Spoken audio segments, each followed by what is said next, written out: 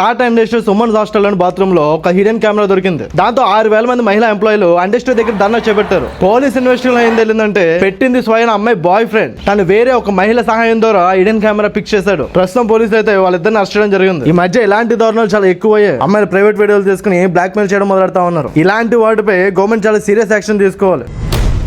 Coimbatore airport దగ్గర ఒక అమ్మాయిని 3 వ్యక్తులు రేప్ చేశారు. విషయం ఏంటంటే 3 వ్యక్తులు మందు తాగి అమ్మాయి యొక్క బాయ్ ఫ్రెండ్ తల పగలగొట్టారు. ఆ తర్వాత అమ్మాయిని 500 మీటర్ల దూరంలో తీసుకెళ్లి రేప్ చేశారు. పోలీసుకి సమాచారం అందించడంతో వాళ్ళు అక్కడి నుంచి పారిపోయారు. పోలీసులకు వాళ్ళ కాల్ మీద షూట్ చేసి మరీ పట్టుకోవడం జరిగింది. ప్రస్తుతం అమ్మాయిని హాస్పిటల్ తరలించారు. అలాగే 3 వ్యక్తులను అరెస్ట్ చేసి లోపలేశారు. ఇలా నా కొడుకుల్ని జైలు వేసి అరెస్ట్ చేయడం కాదు, కాళ్ళు చేతులు నరికి మూల కూర్చోబెట్టాలి. రోజు రోజుకి రేపులు పెరిగిపోతా ఉన్నాయి. దీనికి కారణం సరైన శిక్షలు లేకపోవడమే.